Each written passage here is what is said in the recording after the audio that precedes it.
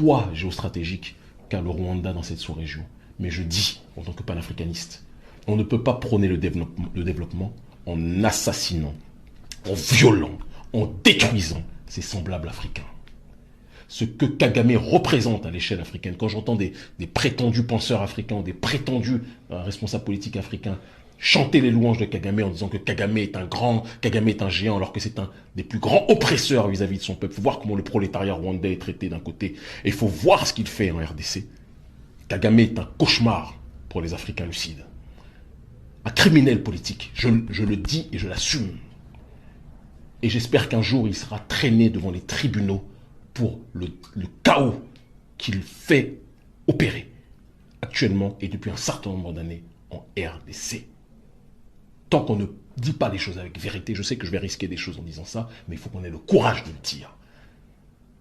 Vous parlez de développement matériel, vous tuez les gens. Qu'est-ce que vous voulez créer? Une société civilisée ou un cimetière?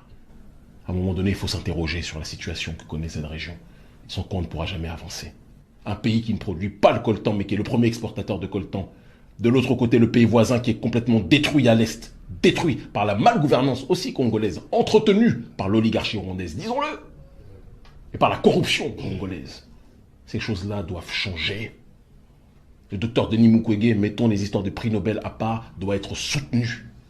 Et aucun panafricaniste digne de ce nom ne devra avoir le toupet de citer Kagame en exemple, parce que le développement du Rwanda n'est pas le développement génial, matériel de quelqu'un qui bosse pour bosser, c'est quelqu'un qui a été soutenu par toute l'oligarchie occidentale pour que ce pays soit le laboratoire de la déstabilisation de la sous-région, de la destruction de l'Est du Congo.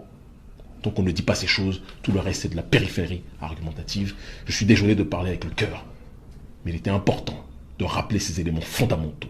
Monsieur Kémy Séba,